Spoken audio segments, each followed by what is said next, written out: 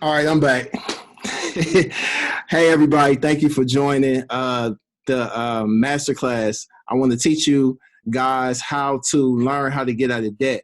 It's a lot of new bills that are in place because of what's going on with the coronavirus and all of the things that are going on in the economy. So I wanted to take some time out just to share with you about debt.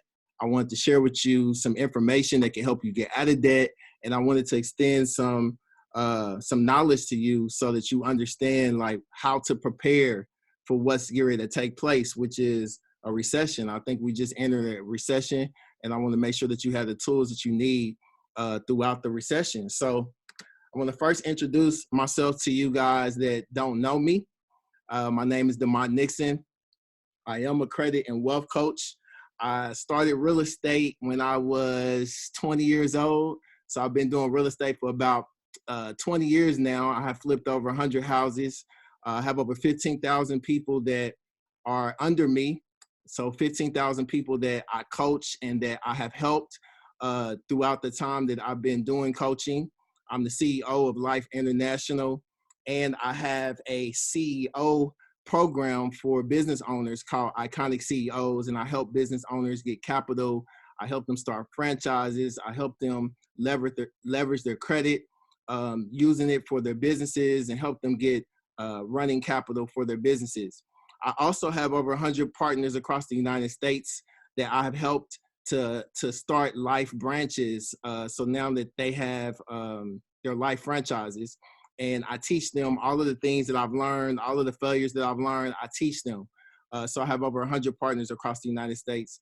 I'm also the co-founder of Blueprint University. That's a school of entrepreneurs. I think that it is the first school for entrepreneurs because I've never seen anything like Blueprint University. We're building a amazing curriculum for entrepreneurs. There's not really a place where entrepreneurs can go to get the information that they need to be successful. So this is just a little bit about myself for those of you that don't really know me or you will refer to me to this page through someone. I'm happy, but I want to kind of tell you about my story. So I am happy. I'm happy now. I'm happy that the last recession, I learned a lot, and I don't want you guys to have to learn the stuff that I had to learn through the last recession. So this is what my portfolio looked like in the last recession. So the last recession in 06, 07, 08, many of you might remember that. That's when I was at the peak of my real estate investing, and I had a lot of money, and many of you knew me during that time. And I had a lot of assets, and then we went into what we just went through, what we're going through now, which is a dip in the economy, which is a recession, and I just was not prepared for it. I wasn't prepared for it. I lost my cars, I lost my houses. You can see my bank account at that time was a minus 5,000. You can see that I had a lot of loans out. You can see that I had credit card debt of 11,000. I was paying $355 a month for my credit card debt. And if I had, just to break down my debt, if I had paid down, my payment was $389 a month. Now it's hard to pay that, number one, when you going through what I call a crunch, which many of us are facing that now. But I had to pay $389 a month for 27. It would take me 27 years for $11,000 credit card. It would take me 27 years to pay it off. By the time I paid it off, I would pay $31,000 in interest. All right. So then I got into another tight place, and then I had to go get a loan from Linden Club and Goldman Sachs and then Fifth Third. So it was just, I got into a lot because I was trying to use high interest loans and credit cards to keep me afloat through the storm, because I was in a storm. And again, many of us are facing a storm right now because we don't know what's going to happen with our jobs. We don't know what's going to happen with our businesses. We're not prepared for this.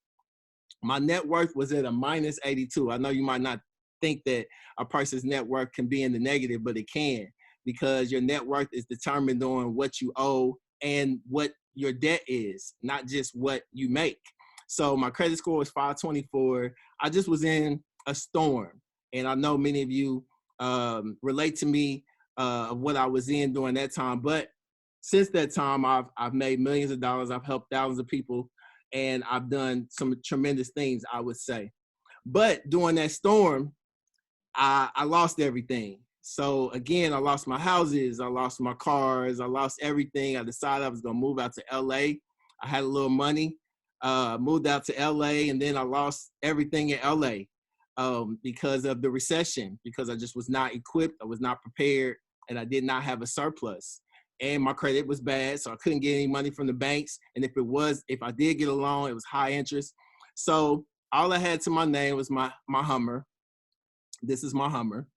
And because it's all I had to my name and nowhere to go, because I refused to get back on a plane and go back to Indianapolis, this became the place that I lived for 6 months. So everything that I owned was in this Hummer. Everything that I had to my name was in this Hummer. So what I did was I slept in this Hummer, and I still continue to dream. I still continue to work on my plan, but I learned the stuff that I teach today is what I learned in this Hummer.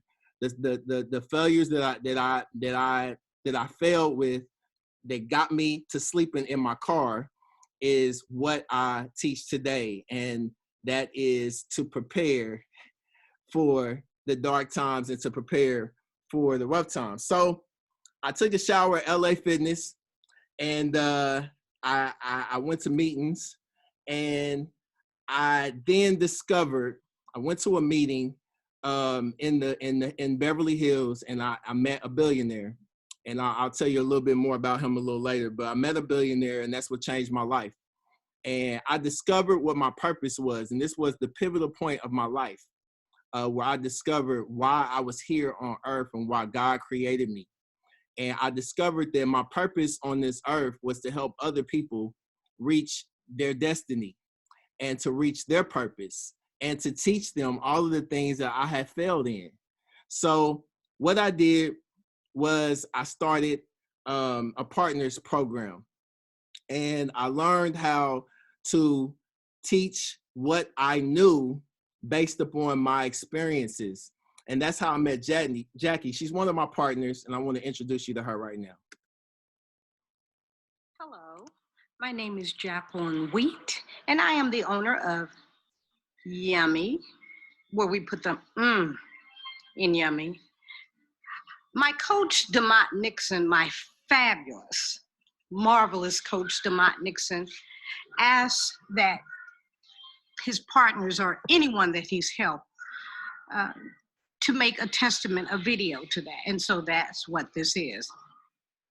I will say that Coach Damont Nixon is the very reason why my credit score went from here to here. He's the very reason that I had access to the bank's money to start a cafe. I love the fact that Coach doesn't mind imparting what he knows. He doesn't mind imparting knowledge. He's not afraid for people to reach the level that he's at. That's certainly the level I'm trying to reach. Coach, if there's one word to describe you, it's sincere. I sincerely appreciate you. I sincerely love you. And I am certainly Team Damont Nixon. Iconic Damont Nixon. Over and out. All right, thank you, Jackie. So what I did was, hopefully somebody's connected with me right now. So I was in debt. I was sleeping in my car. I met a billionaire who taught me the tools that I teach today and the tools that I'm going to show you today. And then it changed my life. But those things had to connect. I couldn't just meet the billionaire without understanding what my purpose was. I couldn't just know my purpose and not have access to the resources. And I couldn't just hold on to all the resources after I learned them and not teach anybody. So all of these things connect, and you'll be able to see that a little later. So my purpose is to teach others what I know. So I failed. I've been an entrepreneur since I was 20 years old, as I shared with you before, and everything that I teach people is what I've learned. All right, my purpose is in life is to teach entrepreneurs because I feel like that we're going into a day and time when, and many of you are experiencing that we're going into a day and time where you can't rely on your job. And even if you love your job, you still need to be some type of entrepreneur and have your own access to your own surplus and your own streams of income and relationships that you need to have in place so that you have a network. And so that when the next time that they tell us that we can't come out of our house or that we can't go anywhere, we can't travel, that you're prepared for that. And I want to make sure that that happens today. My purpose is to show people how to build generational wealth. So the Bible says that we are supposed to leave an inheritance to our children's children. All right, well, we can't leave an inheritance to our children's children when we have debt, and we leave debt, and we have bills, and we have a lot that we owe out. So that's leaving debt. That's not leaving generational wealth. So we have to learn a new way. And the new way is learning that our old way is not working. My other purpose is to teach what billionaires taught me. So I was fortunate enough to be able to meet a billionaire, to have a billionaire as a mentor, to have millionaires as mentors. And that's what kind of helped catapult me to the success level that I am now, is because people share with me the things that they learn. And that kind of helped me on top of the things that I've learned. Now I'm willing to teach that to people. And people tell me all the time that, because I give so much free knowledge. People tell me all the time, they're like, the game's supposed to be sold and not told, but I really don't believe that. I believe that that's why many of us are stuck, and that's why many of our families are stuck, is because we always think that something is supposed to be sold and not told, so we don't share the information that we learn. All right, so how we got here, as far as you watching me and looking for me to give you some information that can help you, is that in my spare time, what I did was the billionaire told me, he said, Damont, if you want to be successful, one of the things that you need to do is you need to self-educate yourself. You can't rely on any institution to educate you. So what I did was I started reading. I started watching a lot of videos. I started going to a lot of seminars. And then I started studying laws. And the billionaire told me, he said, at that time I was flipping houses, and he wanted to know, like, well, what do you do? Like, I told him what I did. I said, I fix people's credit on the side. You know, sometimes I'm trying to, get them approved for houses. So it might be some negative things that I challenge and get off their credit. So he was like, okay, well, that's a business. He was like, and you need to build that as a business. So what I did was I started wondering why so many people were not fulfilling their dreams. And then I realized, well, they don't have the money. So you can't fulfill your dreams when you're just trying to put food on the table or pay your light bill. So they didn't have the money. So then he told me, he said, Damont, if you want to be really successful, and I'm going to tell each one of you that as well, you want to be really successful, you got to find a solution to a problem. So what I did was I understood and I learned credit. So money was the problem. Then I wanted to be able to tell any dreamer or entrepreneur or anyone that I met, I wanted to be able to share with them how to get the money if they have a dream and they don't have it. I don't ever want anybody to die and they die with their dream in them. So there's a few laws that protect you and that help you, and those are acts. So those are bills that are put in place to help you. And we're getting to the bill that's going to help you get out of debt. So there's a bill called the Truth of Lending Act, and it ensures that creditors provide complete and honest information. So that means that if someone is reporting something on your credit report and is inaccurate, and it could be something that you don't even realize, that it could be something that is not the information that's not provided, they have to remove it and they have to relieve you from that debt. It can be as simple as the balance. It could be as simple as the way they list it. It could be as simple as the information that they're recording on your report. It could be a whole lot of different things. But the truth of lending is an act that helps you and that protects you as a consumer. There's also another law. It's called the Fair Credit Reporting Act. So it promotes the accuracy, fairness, and privacy of information in the files of consumer reporting agencies. So the Fair Credit Reporting Act means that if a person or a company or anyone is not being accurate and again fair with their information, that means that they have to, it's a legal offense. Like you could sue them.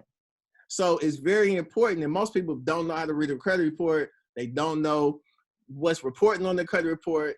They're scared to look at the credit report, so they don't even know what's on it. So when you start trying, it's just like if I go to court and I was speeding, but the police officer gives me a ticket, and I might challenge that ticket because the police officer says I was going 70 and a 55. Well, I was really only going 60 and a 55, I feel. So I'm going to take it to court and I'm going to challenge it.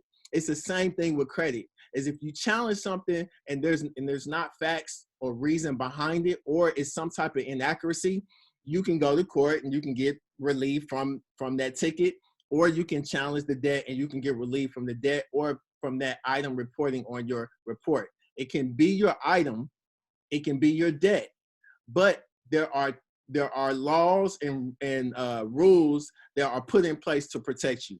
There's also the Equal Credit Opportunity Act, which prevents creditors from discriminating against individuals. So that's why it doesn't matter what your race, your creed, your religion, your ethnic background, your whether you're male or female, those are not items that should be factored into getting credit. So that it should not be, you never seen on a credit application, are you black, are you white, are you Asian, are you whatever. You've never seen that. You've never seen a credit report should not ask you if you're a male or a female, because that should not be factored into whether someone gives you credit as far as a credit application. All right, and then the last one is the Fair Debt Collection Practices Act. Now, this is another rule that's put in place to make sure that the debt collectors or the collection agencies or all of those people are doing what's ethical in order to get the debt collected. But again, you have to understand about debt and about collection agencies to know that by law, you have some protection and you don't always have to pay debt. So saying all that to say is that I want you to understand through this process, and we're going to go through some rough times. Through this process, I don't want you to feel like bankruptcy is your only option, or that giving up is an option, or that everything that you work so hard for, you have to let it go. I don't want you to think like that. I want you to know that you're protected and that there are laws and there are things in place. You just got to make sure that you get the information that you need. All right, so Dr. Dre deems himself as the first billionaire in hip hop. All right, in 2014, he got $3.2 billion from Apple, and that's for his Beats Electronics. All right, so I want to share with you something that Dr. Dre said. He said, my success comes from two things. He said, the first thing is that I learned what not to do from my failures. And the second thing, I found a mentor that had what I needed and wanted, and I let them teach me what worked for them. My family could not teach me what they didn't know. So pretty much a billionaire says, he says the first thing he had to do was learn from the things that didn't work. And the second thing that he had to do was find someone that had what he wanted and was where he wanted to be and connect with them so that they could teach him how to expedite the process to get there. So that's one, those are some nuggets I want to share with you. So we have to first, before we get out of debt, before we start talking about we want to be debt free, before we start about today's Sunday, good measure, pressed down, shaking together, however you want to, whether you want to make it biblical, whether you want to make it, you confess, you're doing affirmations of faith, or however you live, just understand that it first starts with your mindset. So your mindset is the things that you've been doing, if they didn't work and they got you in this hole, then you can't do them anymore. They didn't work. And then you have to find somebody, a mentor, a coach, somebody, or even if you can't find a mentor or coach, you can self-educate yourself. There's a lot of people that have a lot of great books and videos out there. That's what I did. I had never met a millionaire. I had never met a billionaire before I moved to LA. What I had to do was I had to self-educate myself, and I had to understand what millionaires did. So I had to understand their habits. I had to understand what they do, what they spend their money on, who they hang around, where they live, what they invest in, all of those things that I had never been taught because I didn't know anybody that was a millionaire. I couldn't ask a millionaire to be my mentor, and I didn't even know one. So I had to self-educate myself, which I'll talk about shortly. All right, so now we are, what do billionaires know that we don't know? Because I'm taking you to a direction where I want you to understand that debt is not bad. You just need to understand what debt is. So what billionaires know that we don't know is that, let's see. So what I want you to understand is that first we got to understand about billionaires. And the reason why I'm telling you about billionaires is because in life, it's easy to make $1 million now. Like, it's easy. Most people are aspiring to be a billionaire. So if a billionaire says that it's okay to have debt, I want you to understand why and why not. So you should understand that. All right. So most people don't have access to $1 million or a billionaire. There's 1,700 billionaires, 7.5 billion people on this earth. The average person will not meet a billionaire, will not have access to a billionaire. So what I want to do is I want you to still be equipped with the tools that a billionaire gives you. So billionaires, this is a billionaire. And what he tells us, he says, don't lose what you already have. Don't forget the first rule is number 2. So these are the 2 rules of wealth. There's only 2. So that means that any of us could be a billionaire, right? Let me go through it again. He says, don't lose what you already have. And then number 2 is don't forget the first rule. So you have to keep working and keep planning and keep doing what you need to do. But you also have to understand that what you have, it might not be enough. All right. So it says they take risks with other people's money and keep their money safe. Right. So when I started studying billionaires and millionaires, this kind of made sense to me. So it was like, okay, they take risks with other people's money. So they're not born into money, many of them. They take other people's money. They take other people's money, which is the bank's money, and use it to acquire more money. This is Grant Cardone. I go to his 10X conferences for the last few years. I study all his books. I am consumed with Grant Cardone. All right. He has become a billionaire off of other people's money. His strategy is using other people's money. He has over $1 billion in debt. And he says his motto is he's trying to get more debt. So he's trying to figure out how he can get more debt. So that's let me understand that debt's not bad if debt allowed a billionaire to become a billionaire. That was just like me. He was born poor. So if Grant Cardone is a billionaire and he says, I'm trying to figure out how to get more debt. What Grant Cardone does, okay, he has $1 billion in debt. He borrows from the bank or from his investors at 3%. All right, his return on his cash flow is 12%. So on $1 billion in debt, he makes 9% profit every year. So off of $1 billion, because he's invested it wisely, he makes $90 million a year off of $1 billion in debt. All right. Does that make sense to anybody, hopefully? All right. So from leveraging debt, good debt, he's able to monetize from it and it's able to make him money.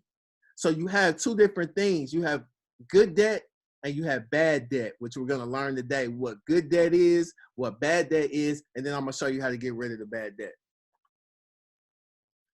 All right, so this is our market. It's from Vanguard. This was our market in 2009, all the way through today. I mean, not today, but through 2020. It was our real estate market, and I was in this market. I told you in 2009 I was sleeping in my car.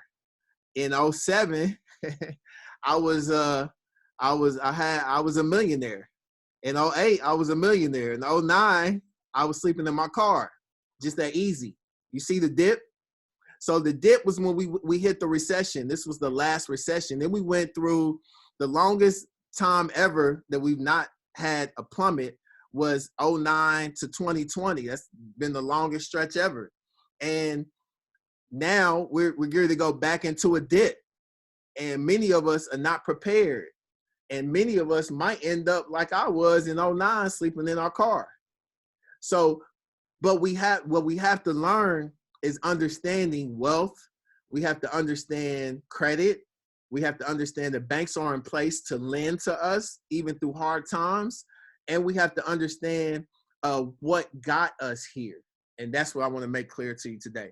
So if we prepare now, over the next 12 months, because of the way the market is getting ready to go, if you prepare now, over the next 12 months, you could be in a very good place in the next few years. But you have to start preparing now. So are you scared because we're in a recession, or are you going to grow your wealth? So do you choose this time to do like the billionaires do? Warren Buffett has $110 billion. He's been waiting on a recession. I just read an article with him. He's been waiting on a recession so that he can triple his $110 billion and put it into a declining market. Grant Cardone uses other people's money to leverage during these down times. So he's geared to take the bank's money during the recession, invest it into more real estate in a down market, and then wait for the market to go back up and then make more billions. All right. But the key is, are you prepared? All right. So I want to take a moment, the next few moments, and teach you about bad debt and how we turn it into good debt. All right. But you got to understand the facts. So the facts is that 80% of Americans are in debt. Excluding mortgages, 100% of them don't want to talk about their debt. So 100% of the 80% of the Americans that are in debt don't even want to talk about their debt. So you can't fix something if you're not willing to deal with it. So I'm going to at least reach a few of you that are willing now to say, hey, Damont, look, I'm in debt. I've gone as far as I can go. I don't understand how to put together a budget. I don't understand, I'm barely making it and I need help. Whether it's Damont that's giving you help or whether you go find somebody else, I want you by the end of this class to understand what type of help you need and how to get the help. All right. 70% of Americans live paycheck to paycheck. So if you fall into either one of these categories, you need to understand how to leverage the money that you already make. All right, so here are some of the signs that you had too much debt. You pay your bills late because you don't have enough money. You don't answer the phone because it might be a bill collector. You borrow money to pay your bills, and you drain your savings. All right, that could mean that you're in too much debt, whether that's good debt or bad debt, which we'll get ready to go into what those two things are. So this is Robert Kiyosaki. I told you that the billionaire told me in order to be successful, I had to self-educate myself. I could not rely on someone else to feed me the information, and I could not rely on my family or my community to teach me financial literacy because they didn't know it. So no one can teach you what they don't know. We just seen that Dr. Dre is a billionaire now. He said he had to go find him a mentor because his family didn't know how to teach him how to be wealthy. So what I did was I started reading. I read Rich Dad Poor Dad. I've read just about every one of Robert Kiyosaki's books. I went to his conferences. I met him personally. So what I did was I had to consume myself with people that were teaching wealth or that were wealthy. And I suggested you do the same thing. But Robert pretty much said, he said, it's not how much money you make. And my mother tells me this all the time. It's not how much money you make, but it's how much money you keep, how hard it works for you, and how many generations you keep it for. So it's not how much money, because I feel like a lot of people feel like that they're in debt because they don't make a lot of money. All right, well, you have a lot of people that have a lot of money that are in debt too, that have bad debt. So it's not necessarily if you made more money, you wouldn't be in debt. It's what you do with the money that you have, and how do you allocate the money that you have, and how do you work with what you have coming in, and what is your money invested in, and how many streams of income do you have. So it's not necessarily your income, it's what you do with your income. All right, so we are in a financial crisis. We do know that, and we're getting. I believe that it's going to get worse before it gets better. But I believe that we can get better and not worse. So the Federal Reserve, this is where we are today, 2020. The Federal Reserve says that the average household debt is $132,000, including mortgages, a jump of 11% in the last decade. Credit card debt and auto loans are climbing $1 trillion. Student loan debt, I'm gonna talk about that in a few minutes, $1.3 trillion. With 44 million borrowers, so over 44 million people have went to college and gotten in debt, all right, who owe an average of $37,000. So that's 187% in the past decade. So what the government has done is the government is saying, we're going to cancel your debt and waive the interest. The bill includes a 2.8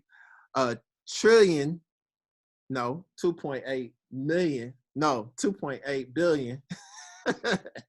I got all my zeros mixed up. All right, so 2.8 billion for loans for people that are in distress or have been affected by the coronavirus. So I'm going to share with you that information in a second. So now what I teach my business partners across the United States is I teach them that in order to move forward and to grow, what you have to do is you have to understand all of the facts. All right. So I want you to understand debt. I told you I follow Robert Kiyosaki. I've met him. I think his teachings are amazing. So what I want you to do now is I want you to understand debt by how I learned it.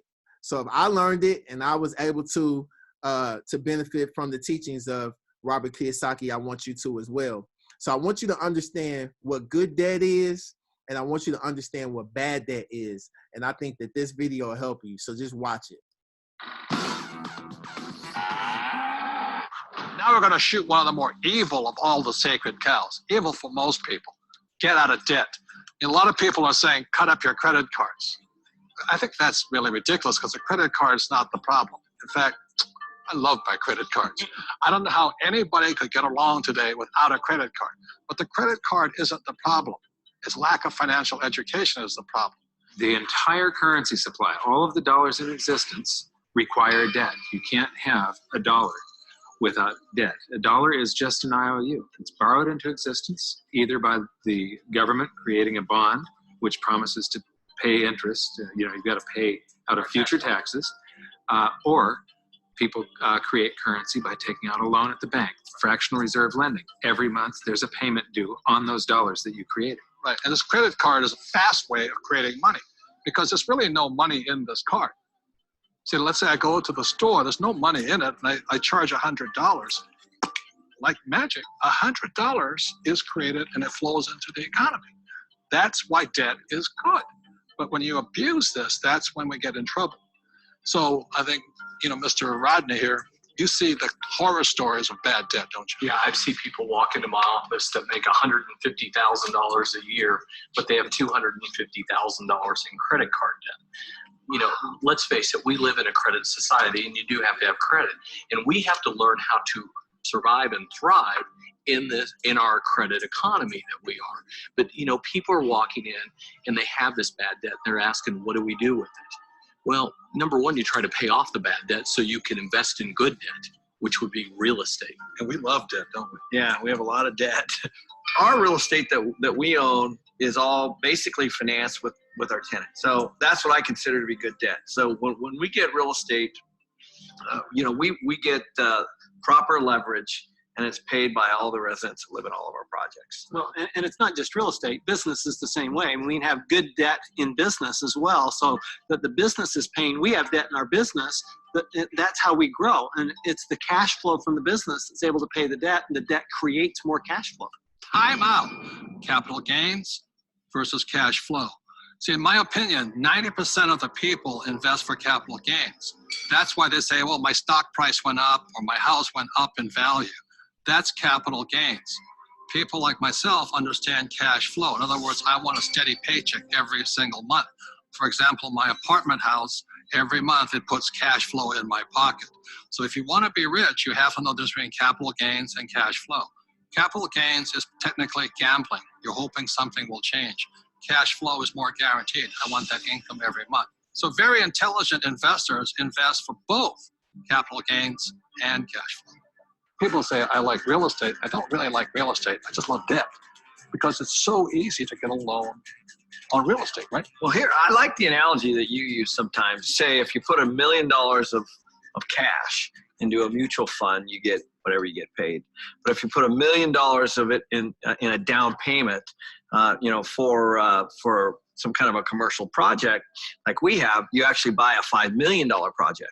Right. So you're actually getting a $5 million asset with $1 million versus $1 million of mutual funds. And so the value you're creating on that real estate is on the 5 million, not the 1 million. Well, by using banks leverage. And the tax benefits that you get on the real estate isn't on the 1 million either. It's on the 5 million. So you not only increase leverage on your cash flow and on your growth in your asset, but you also increase your leverage on your taxes. Well, here's what we're doing. We get these loans, the tenants are paying them off. That's the point. Oftentimes people don't look at that. And they're paying it off with after-tax dollars. Yeah, they're moving into our places. They're paying our rent. We're taking that rent and we're paying our mortgages, and our mortgages are getting paid down to zero. Wait a minute. Ken's talking about these $1 million deals. Let me tell you how I started. I'm somebody that knew absolutely nothing about money or financing or investing, and I began investing with a little 2-bedroom, 1-bath house, and this was back in 1989. The house cost me $45,000. I had to put down $5,000, of which I didn't have, and I had a mortgage or good debt of $40,000. And the reason it was good debt is because every month I would collect the rent, I would pay the expenses, I would pay my mortgage payment, and at the end of the month, I had a positive cash flow of $25. Now, it wasn't a lot, but it was a start. And from there, I learned, and I did my next investment and my next investment. So it was good debt because that debt put money in my pocket every single month. Just if people understood that there is such a thing as good debt, because I don't know how many people I talk to, but when I talk about debt, oh man, debt is the dirtiest word in the world. That's the 4-letter word, debt. Because they're not educated. No, that's why. And people are raised, and I was raised to get out of debt. You see, this is the thing. You go to a bank, and the banker will sell you a mutual fund. But ask them if they will loan you money to buy those mutual funds. The answer is no. But if we go in and we say, we want to buy real estate, well, how much do you want? It's because there's collateral. Yes. They actually have something physical. That's it. Yeah, they'll sell you mutual funds, but they won't lend you money on mutual funds. That should tell you something. That should be a quick indicator. Dear God, what are you trying to tell me? And the other part about it is that borrowed money for real estate, is that after tax, pre-tax, or no tax? It's no tax. Anytime you're borrowing money, there's no tax on that money. You can use that cash. It's not taxable at all. So if somebody wants to borrow $1 million or save $1 million, it'll probably take them $2 million to save the million because tax is going to take 50% of it. Right. But I just go straight in and borrow $1 million, which they give us. It's great money. I love my banker. I'm not saying bankers are bad. They're fabulous because they give us the money. All they want is their interest. We keep all the appreciation, depreciation, amortization. We keep all of it. They're the best partners of all. So I'm not anti-bank and I'm not anti-debt. I'm anti-lack of financial education because there's good debt and there's bad debt. Your rich dad was a tough, tough, tough mentor. But, you know, I think some of the greatest mentors are tough because a really great mentor will push you to go beyond where you think you can go. And that's some of my best mentors. That's what they've done for me. Yeah, and I didn't always listen to my rich dad. I still remember I did the real estate course, you know, and I went running out in Honolulu, and I found this condo, and it was $64,000, and it didn't cash flow. So I went to see my rich dad, and he said, I said, but it's going to go up in value. In other words, capital gains. He says, never buy anything that goes up. It must cash flow. And I said, no, it's going to go up. And we argued and argued and argued. And this is what he said to me. He says, if you start investing for capital gains, someday you will lose big time. So that I let that condo go. I didn't pay $64,000. Today it's probably worth $300,000. But I learned a lesson from my coach, my rich dad. If I had gotten into the habit of buying for capital gains, either the price of stocks going up or real estate going up, I might have been wiped out in this crisis. So that's why a coach and a mentor keeps you onto your plan. And helps you create and develop very, very good financial habits. Because if you have poor financial habits as you're in your personal life, you're going to take those into your investment life. So one of the most important things is they will help you develop great financial habits. Because when markets go up, greed sets in, and greed makes people stupid. All right, so I want to say thank you. Thank you for taking the time to listen to that. The reason why I wanted you to see that is that video is what changed my life. Like that video is what helped me understand what capital gains was, is what helped me understand what cash flow was. I didn't know what cash flow was. Nobody had never taught me about cash flow. All right. Nobody had ever taught me about good debt or bad debt. The first book someone gave me was from the devil right here, Dave Ramsey. Like, I put him in the devil category because most people most of us on this side, we don't like Dave Ramsey's teachings. If you study Dave Ramsey, you'll understand what he teaches. But if you have cash flow, then to me, that's like Jesus. That's like not saying Jesus is cash, but like that saying that's like the good debt. Like the bad debt is what Dave Ramsey teaches. So you got to understand the difference so that you can understand my terminology or my comparison. But good debt is debt that produces positive return on your investment. Bad debt is debt that produces a negative return on investment. So what I learned and what I want you to learn is that most millionaires and billionaires, when I told you I started studying millionaires and billionaires because I wanted to be one, because I wanted to be able to leave an inheritance to my children's children, what I learned was that most millionaires and billionaires own real estate. So they own real estate. So they have real estate. Real estate is a part of their portfolio.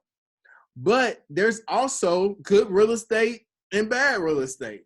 There's real estate that cash flows, and there's real estate that you just buy for capital gains because you just want to say I'm a homeowner. So there's two different types of real estate, which we'll break that down shortly. But another thing I learned was you can't expect to say that I want to be a millionaire, or I want to get out of debt, or I want to, whatever your goal is. It might not be a millionaire. It might be just, hey, I want to get out of debt and I want to live comfortably. But you can't do that if you keep the poor financial habits that you had. So I learned a lot, and I also learned, and this is what I teach. I told you I learned from my failures. I learned that credit cards are not bad, but credit cards are based upon your discipline. So I teach everyone, that even in all the people that I coach, I teach them that it's not the credit card. When we went to college, a lot of our parents told us, don't get those credit cards. Those credit cards are bad. They're going to put you in debt. Well, the credit cards don't put you in debt. Your lack of discipline is what puts you in debt. My lack of discipline is what got me a big, before I got it off, I have a six-pack now, but my lack of discipline, eating cookies and cheesecake and cakes and bread and rolls, is what got me a gut. All right. But my discipline is what helped me get a six-pack. So you have to have one or the other, and you can't blame it on, I can't blame it on the food. I can't blame it on the restaurant. I can't blame it on anybody but myself. I have to take responsibility for that. So it's not the credit cards. My rule, and I teach this to my people, is my rule for credit cards, and I know some of you are in credit card debt, and we're going to talk about how to get you out of that right now. But my rule for credit cards is if you don't have it, you should replace your debit card with your credit card, yes, so that you can get the rewards of credit. But if you don't have it in your bank account, don't charge it. So just like you wouldn't use your debit card, don't use your credit card. Don't put anything on a credit card that you can't pay off when the bill comes. You can't spend based upon what you think you have coming. You have to spend based upon what you have. All right? Because the goal for credit is to build off, is to grow and leverage off of the rewards. Not just because you have a $10,000 credit card does not mean you have an extra $10,000. Or we're going to end up in the state that we're in now where many of us are in debt. So I want to explain to you the difference between good debt and bad debt. So car loans are in the bad debt category, okay? The reason why is because they depreciate in value when you drive them off the lot, which many of us know they're not going to be worth what we pay for them. So that's considered bad debt. It is, I wouldn't say a necessity, but it is something that most of us need to get around. So it is, most of us will have bad debt, but that is, just know that that does not go into the good debt category. Credit cards are bad debt, and you'll see in a minute where they could be good debt or they could be bad debt, but they're bad debt when you have unpaid balances on them that you can't pay. That's considered bad debt. Student loans, bad debt.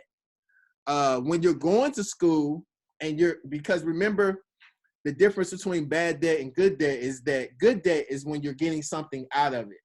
So when you're going to school, yes, student loans are considered good debt because you're gaining knowledge, you're gaining information, you're gaining a degree or whatever you end up getting.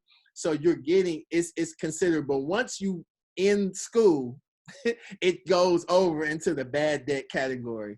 And many people are in this situation. Mortgages, again, if you are not producing cash flow from your house, which most people aren't because that's where they live, it's considered bad debt because you can only hope that your house is going to increase one day and that you can sell it. But if it's not producing cash flow, it's considered bad debt. Medical bills, bad debt. Personal loans, bad debt. Payday loans, bad debt. So now let's talk about good debt. So good debt is mortgages. So when a mortgage produces positive cash flow, so whether that's a fourplex, a rental property that you saw where Robert Kiyosaki's wife said her positive cash flow on her rental property was only $25, but that was still good debt. No matter if it's 25, no matter if it's 10, no matter if it's a quarter, it's still good debt when it produces you income, which is cash flow. All right. So the more my philosophy, what I've been teaching people is if I can get a fourplex for the same amount that I can get a house for, and I can have 4 people paying me, then to me, that would be more logical than me going to get a house and saying, oh, I live in a big house and I'm paying all this money for a house and it's not producing any cash flow. Because I don't care if I lived in a $20,000 house. I don't care if I lived in a $200,000 house. I don't care if I lived in a $2 million house. The house would still be on the bad debt side because it's not producing me cash flow. Okay. So mortgages could be good debt or bad debt. Hopefully now we understand the difference. Credit cards are good debt when they produce you something. So if you're in my coaching program, then you understand, or you should understand, what rewards cards are. So you have starter cards, you have rewards cards, and you have premier cards. So rewards cards are something that you get after your starter card. A starter card, you should only have one. Starter cards, First Premier card, Credit One bank card, Capital One secured card, Capital One platinum card. Those are all starter cards. All right.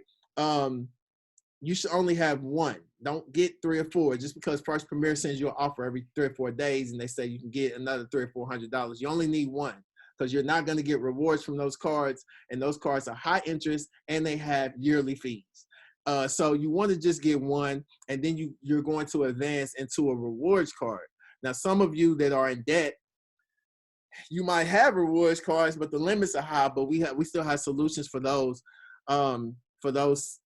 instances, but your ultimate goal so that you have good debt is to have rewards cards so that they give you cash back. Some of my rewards cards, like Discover It, gives me dollar for dollar.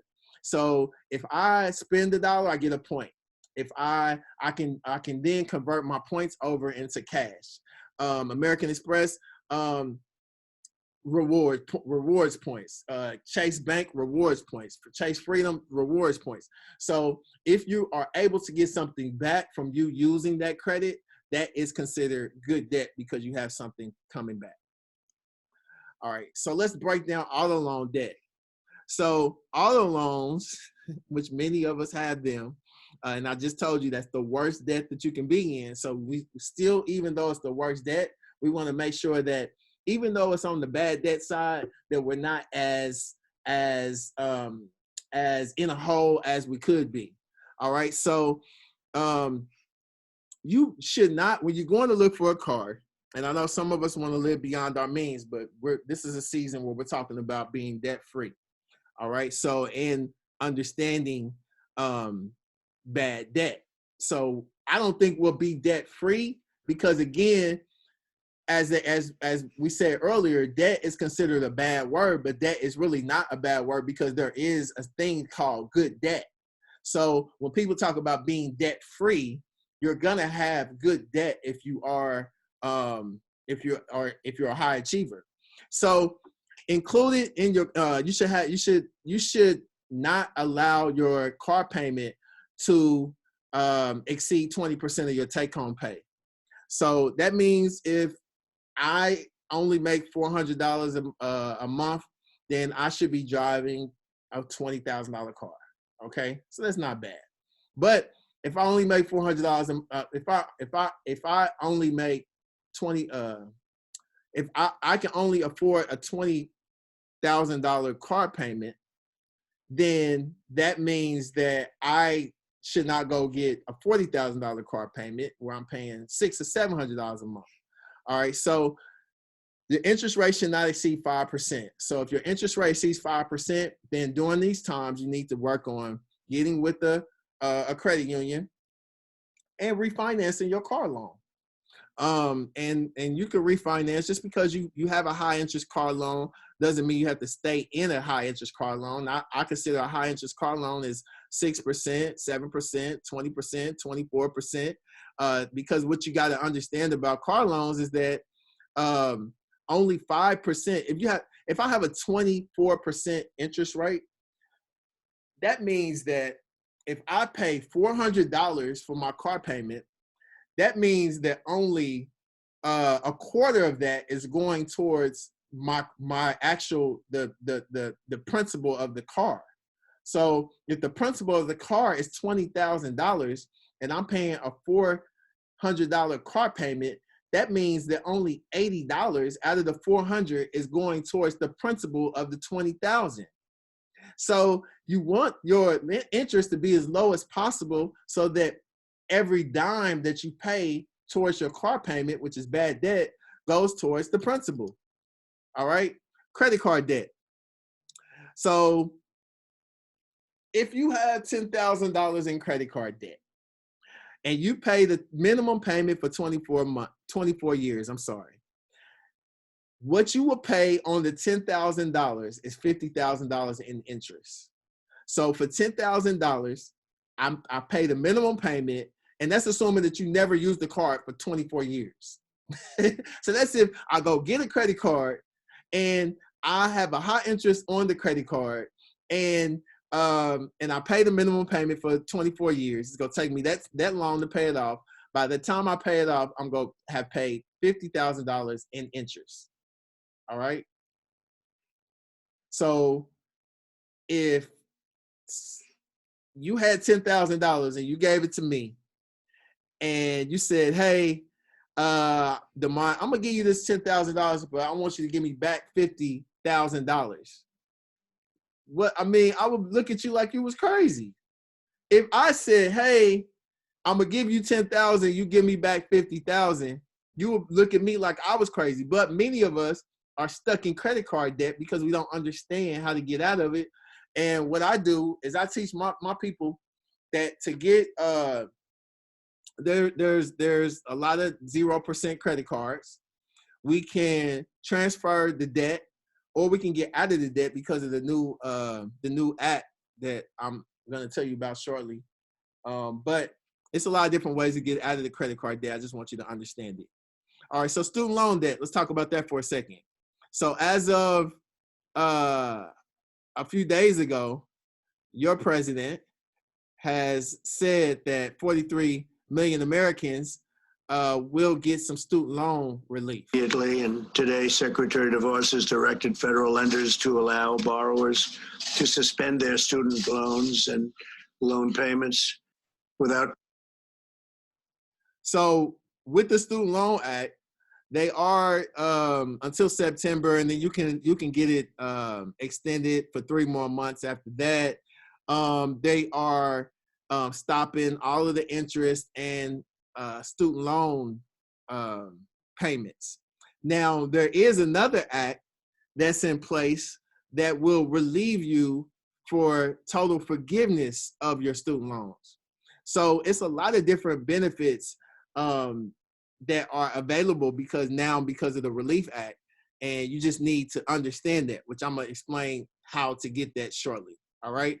So what I did was I'm not in a lot of credit card debt, but I do have some credit cards. I have quite a few credit cards.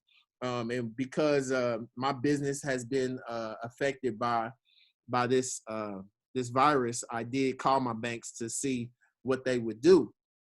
So I called American Express, and they waived the last 4 months of my interest rates.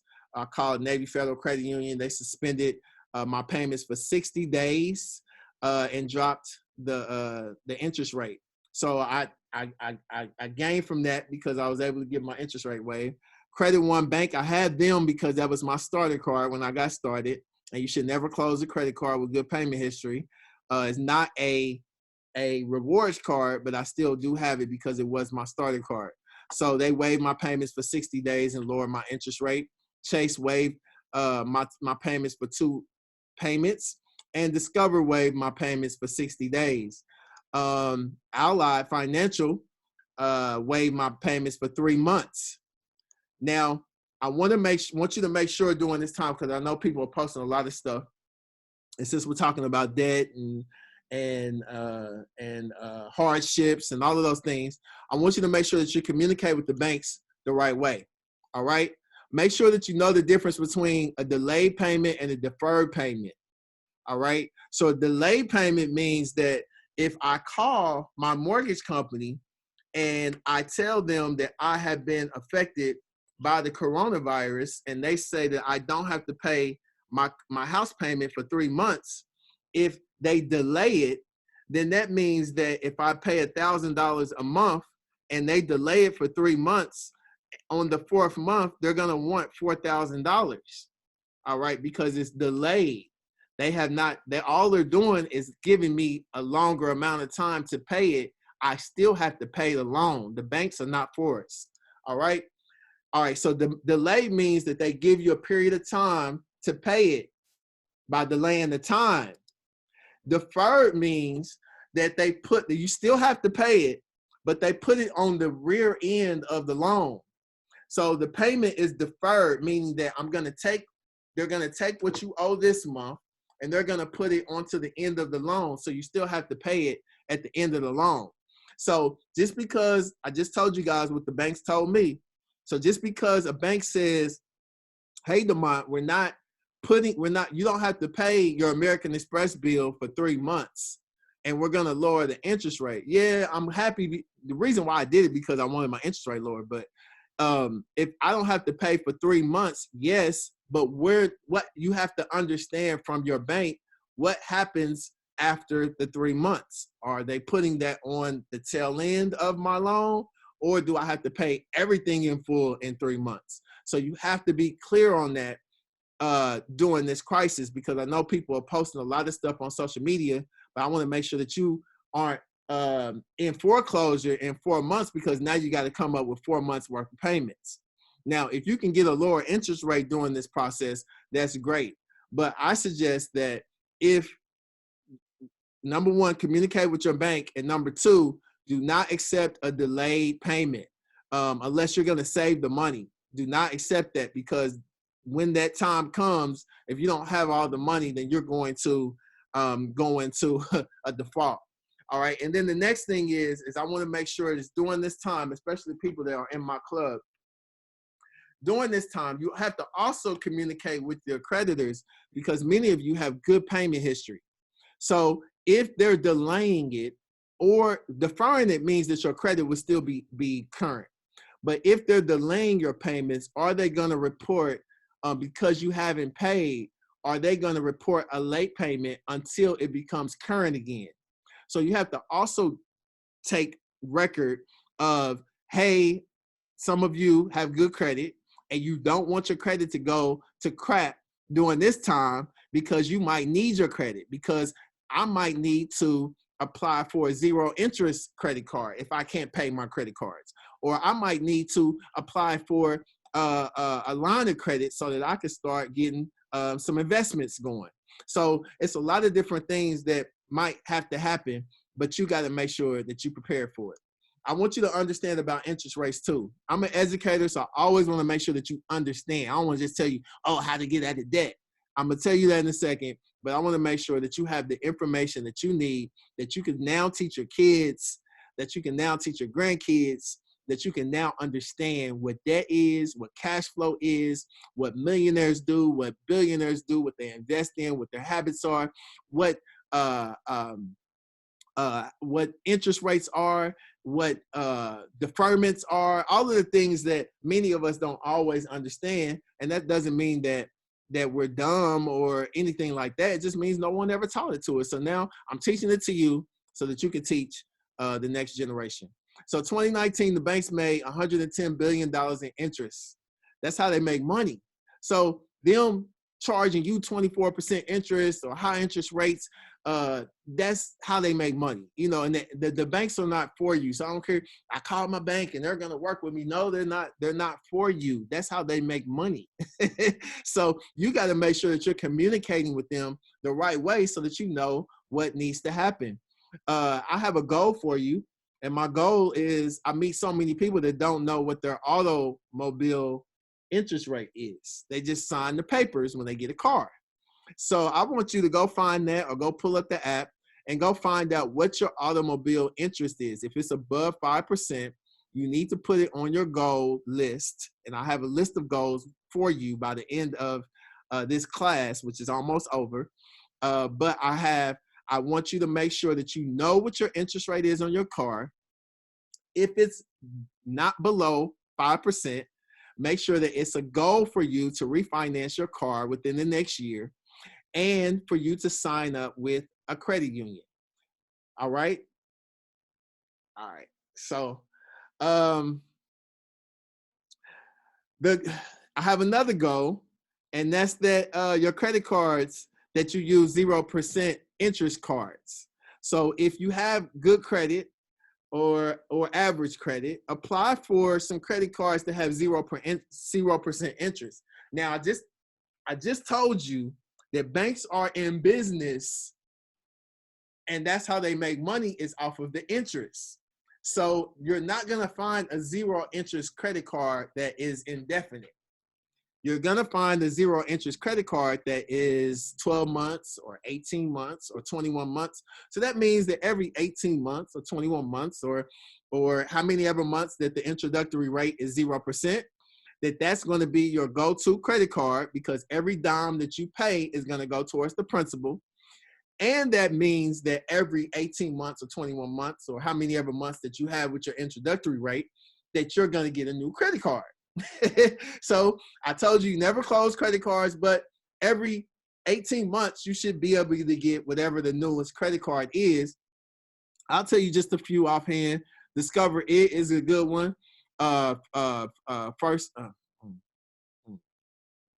hold on, my mind just went blank. Chase Freedom, Chase Sapphire, Chase Slate, American Express. The everyday card is not bad. The the gold card or the platinum card, you're gonna have to pay off in full every month. So that is 0 interest because you can't carry a balance. Citi has a 0% simplicity card. So there's a lot of different benefits. Just go to creditcard.com and they'll be able to explain to you the differences and the comparisons between those cards. All right, let's break down mortgages. So if you have a mortgage, it's either through Fannie Mae or Freddie Mac. Well, at least 44% of them are in the U.S. If you let them know that you've been dealing with a hardship because of the coronavirus, you could qualify for relief. Again, remember, I told you need to know the difference, but you could qualify for relief. This does not mean that your mortgage is on holiday pay. So this doesn't mean, I just explained that to you. I want you to understand so that you're able to communicate correctly that the missed payments you eventually will go on the back end, or you need to find out how that works and with them, and then you need to make sure that it's not going to mess up your payment history. All right. So no. I want you to know that this is not debt settlement. So what I'm teaching you is not called debt settlement, is not called credit repair, and is not called consolidation. All right. So as we move forward, what I'm teaching you about the debt is, again, it's an act that's been put in place for bailout to help you to eliminate your debt if you've been affected by the coronavirus. This is called debt relief. All right. So I do not support debt settlement because it messes up your credit during the process. I do not support consolidation because you pay a company all that money. They're supposed to pay for your collectors, and that doesn't take place until over a long period of time. And by that time, your credit is gone to hardly nothing, like crap. All right. I do support credit repair, but that's not what I'm trying to teach you today is credit repair, because credit repair is more of negative things on your credit that we have to get off. Debt relief is when you have a good open account that you've been paying good forever, or since you've had it, you have no late payments, and your balances are high. So it's not collections, it's not charge-offs, it's not any of that.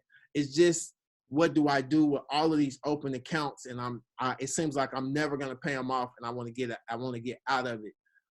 That's what debt relief is. So what happens is you should have a debt tracker, and I want you to take a picture of this, and I want you to start keeping track of the debt that you owe, the total that you owe, your minimum payment, and your interest rates. So you should know this. When a person asks you how much debt you're in, you should be able to tell them how much debt you're in. And you should know whether that's good debt or whether that's bad debt. But I'm going to extend my help to you at the end of this call, and I'm going to show you, or be able to talk with you one-on-one so that we can determine what your good debt is and what your bad debt is. But you need to learn how much debt you're in. You also need to learn how to get out of some of that debt that you're in, whether that's rolling it over into other credit cards, whether that's using the laws that I told you in the beginning of this class that can get you out of that debt, whether it's student loan debt, credit card debt, car loan debt, whatever type of debt it is. I'm sure that there's some type of law that would support it. And you need to learn to transfer your bad debt into good debt. So quit saying that debt is bad. Debt's not bad. There's some good debt. I just showed you a billionaire that says he's looking for more debt. So we can't say that debt's bad because it's making people money. All right. And then we got to learn how to prepare for the next quarantine and build a surplus. So that's just some of the things that I want to teach you, and my team wants to help you with. So we're at the end. I want to recap for those of you that I have a special gift for those of you that make it through the next few slides. I want to recap how to reduce debt. So the banks aren't for you So you know. So how you talk to them, I taught you that. So you know how to talk to the banks. Self-education. Remember, we cannot rely on other people to teach us anything. We have to self-educate ourselves if we want to be wealthy, if we want to leave an inheritance to our children's children, if we want to be entrepreneurs and CEOs and use the bank's money and have lines of money and invest our money wisely and get into real estate and all those different things. We have to self-educate. We cannot keep doing things the same way that we've been doing them. We have to create a budget or find someone that will help us create one. We can't keep just saying, I don't know how to create a budget. I don't know what a budget is. I don't know where to start. Nobody never taught me. We have to find someone that's educated in that area that can help us to create a budget. Because remember, it's not how much money we make, it's what we do with the money that we make. So, all right. And then what I want you to do during these times is I want you to trim the fat. So that means get rid of anything that is not producing cash flow. That's bad debt. And then I want you to take something into consideration. So during my time, because I told you I wanted to be a millionaire so bad that I studied millionaires. Now I want to be a billionaire so bad I study billionaires. So what I've learned is that every millionaire and successful billionaire that I've learned about, even Oprah, Bill Gates, all of them, they all have a coach or a mentor. Okay. So I want you to consider, and I'm not saying that coach is me, because if it's not me, that's fine, because I coach thousands of people and I plan on helping a lot of people to become millionaires this year, even during this downtime. But if that's not me, find you a coach or a mentor that you trust that can help guide you and educate you in the areas that you are not strengthened in. Even myself, I have coaches. I don't know every area. I have a fitness coach. I have a stock coach. Well, he's a stock advisor. I have a lot of different coaches and advisors. Is another name you can call it. So I don't know everything about wealth, but I find people in those areas that I don't know, and they teach me because that's what their strength is. So you can't think, yeah, I'm gonna be rich. I'm gonna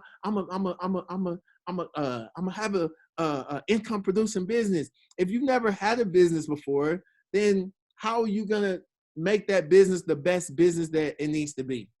All right. So my purpose is teaching people, and if you want, I'll help you. And I've dedicated myself. Many of you know that I dedicated this year to teaching people what I know and teaching entrepreneurs what I know. So what's next is you go to my website, which is CoachDamont.com.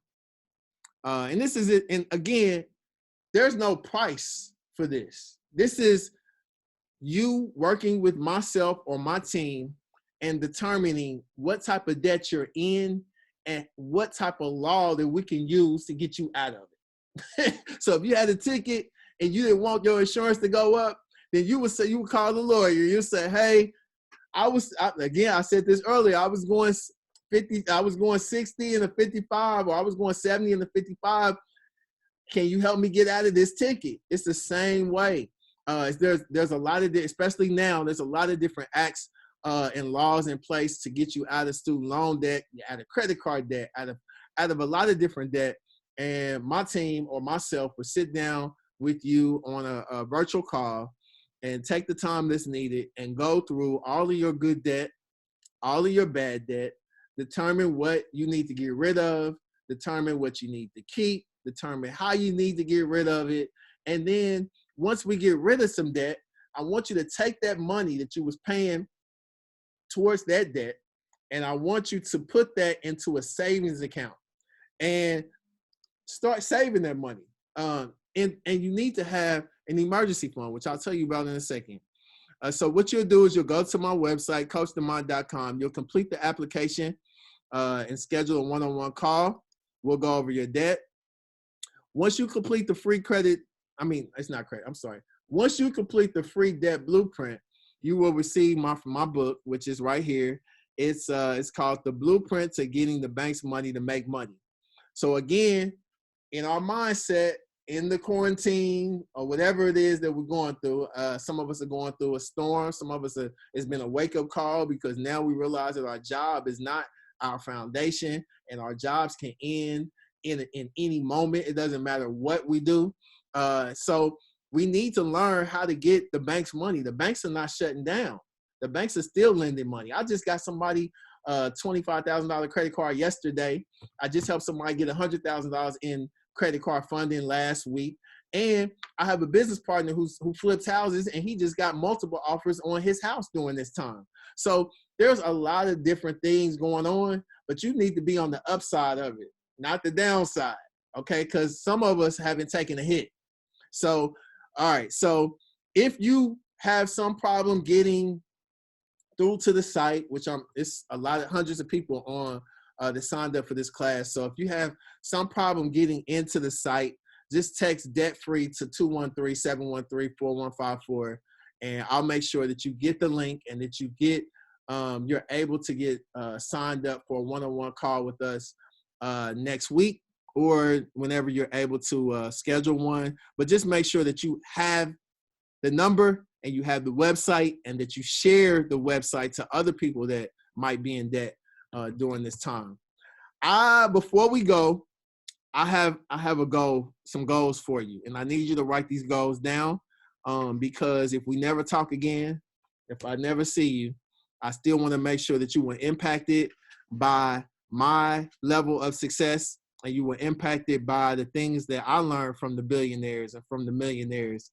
And so the first thing is, you will need a financial plan. You cannot expect to get to another level thinking that you can just make it by not having a plan. You can't build. There's been no building built on this earth without a blueprint. No building built on this earth without a plan. That's a blueprint. So you cannot expect to get to a higher level, or to get out of debt, or to build a legacy for your children, or to invest, or to do all the things that you might want to do. Open your business. You cannot expect to successfully accomplish that without a plan. So you need a financial plan. If you don't know how to do one, you have to find one, or someone that is gifted in that area, or specializes in that area. I flip houses. I'm not an electrician. I've never been an electrician. I'm not a plumber. So when I flip a house, I go get someone that has a license in that area to help me. All right. So I have another goal for you, that you will get to 700 credit score in 2020. You have to be prepared for times like this. You can't wait for times like this to happen to try to get prepared. So we don't know if this is going to be the first quarantine of the last, or the first quarantine of many. We don't know. We don't know if the world is going to just stop like this every 6 months, once a year, every 5 years, every 2. We don't know, because it's beyond our control. But we can control if we meet the criteria of the banks, and if we have cash flow, and if we have investments, and if we have an investment portfolio, and if we're able to monetize from the banks, the money that the banks get. The billionaire taught me, he said, Damont, how do you think that Donald Trump has filed bankruptcy 6 times and he's still wealthy? He said he filed it on the bank's money. He said he filed it. He didn't use his money. So many of us are trying to work and save to build up. I don't know how much we think we can work and save in one time, instead of positioning ourselves to be in the position to get the bank's money, to get the money that we need to do what we need to do. So my goal is that you'll try to achieve, that you'll work to achieve a 700 credit score. If that's not by signing up with Coach Damont, again, that's fine, but find a professional that's able to help you get there. Even if it's not me, because I can't help 7 billion people in the world, but find someone that's able to help you, all right? And that you will establish a wealth plan. You can't say, there's never been a person that acquired wealth unless they inherited it, or unless, unless they inherited it. So there's never been a person that established or that fell into wealth that didn't have a plan. A person that built wealth based upon their business or their product or their ideas or their investments, it was a plan. They had a plan. So it didn't just happen. Manna just didn't fall from the sky one day and they just started getting it, dipping it up in trash bags. Like, they had to plan. And that started from their financial plan. That started from their advisors. That started from a lot of different things. All right. And then I would like for you to establish at least 3 relationships or more with banks. For some reason, we think that we should only have one bank. You should have multiple bank relationships, because during times like this, you need to be able to know that, hey, I could go to my credit union, I could get 10,000, or hey, I might want to invest in stock. The stock market's at the all-time low. Somebody asked me the other day, is it ethical to borrow money to invest in stocks? I mean, to me, it is. It's an investment. So if you could borrow an unsecured loan or line of credit for $10,000 and invest into the stock market, and I know some people that did, and I also, my Boeing stock has quadrupled since the time I invested in it 2 weeks ago. But if I had invested, or if you had invested $50,000 into Boeing 2 weeks ago, you would have gotten $150,000. It would have been worth $150,000. You would have had $150,000. You could have came out of it by now. All right. So if I had went and borrowed $10,000, which many of us are not in the ability, we don't have the ability to, because our credit's bad, we're in too much debt, we can't borrow. So, but if I had borrowed $10,000 and I had invested into Boeing, I could have sold my stock and I would have made $30,000. I could have paid off my debt. So we got to start thinking more wisely. All right. And I want everybody to start their own LLC or corporation. Everybody should have a corporation. All right. That's a way that you're going to get tax incentives. That's the way you're going to get tax write-offs. That's the way that you're going to build another credit profile. You are an entity. Your business will be an entity. You can now get business credit and lines of credit. And it's just, you need a corporation. Even if you don't actually have a business right now, if you use that corporation to invest in. All right. And then I just said it, so I want each one of you to build business credit. All right. And then I also want you to start an emergency account. So out of those relationships that you have with the banks, make sure that you start putting money away. And if you set up a call with us, we'll show you how. But start putting money away. I don't care if it's only $25 a week or $25 a month, but that you start teaching yourself discipline. The reason why you have the 99% versus the 1%, the 1% are the high achievers. The 99% is the people that are not, they don't have as much as the 1%, is because what the 1% has taught themselves is discipline. And discipline is saying, okay, I might not make a lot of money, but I'm going to take a little bit of money and I'm going to teach myself how to save. I'm not going to keep saying I'm not good at saving or I don't have nothing to save, because you do, because you find money to go to the restaurants. You find money to go shopping. You find money to go travel. You find money to go do everything you want to do. But now that you're in a downside, and a storm, as I call it, you don't even have an emergency account. That's because you don't have discipline. That's not because you didn't have the money, because you did have the money. You don't have discipline. All right. So hopefully everybody has learned something from this. There are laws to protect you, to get you out of debt right now. There is a team in place to help you to put together a debt plan for yourself. If you need that, go to my website. Make sure that you have the tools that you need, and then so that we can help you get to where you want to get. If my team isn't the team for you, then I agree. I mean, I disagree, but I want you to find help somewhere. If you have questions, just set up a one-on-one call. Let's figure out what those questions are, and we'll help you, because everybody has a different situation. Everybody has different debt. Everybody has a whole different profile. Everybody has different goals. So if you have different goals, just set up a call. We'll work through that with you in the one-on-one session that you have. I want to thank everybody for taking the time out to rock with me one more time. As long as I know something, wherever I go, as long as if I learn it, I'm going to teach it to y'all. If I learn it from a billionaire, I'm going to teach it to y'all. If I learn it from a man on Skid Row, I'm going to teach it to y'all. Whatever I learn, I'm going to teach it, and hopefully you're able to use it. I feel like that a lot of people have used the information that I've been teaching through the years, and many of you accredit a lot of your financial gain through the things that I have taught you, and your credit scores, and the way that you travel for free, and the way that you're opening the doors that are opening for you because of your financial stance. So hopefully you've learned something, how to get out of debt, what debt is, the difference between good debt and bad debt, and then how to communicate with banks, and that you know that no matter what debt you're in, that you have a team. Set up a call with us. Let's go through your debt, your plan, and let's figure out what your good debt, your bad debt is, and let's figure out how to get you out of a lot of that bad debt, and how to convert it into good debt.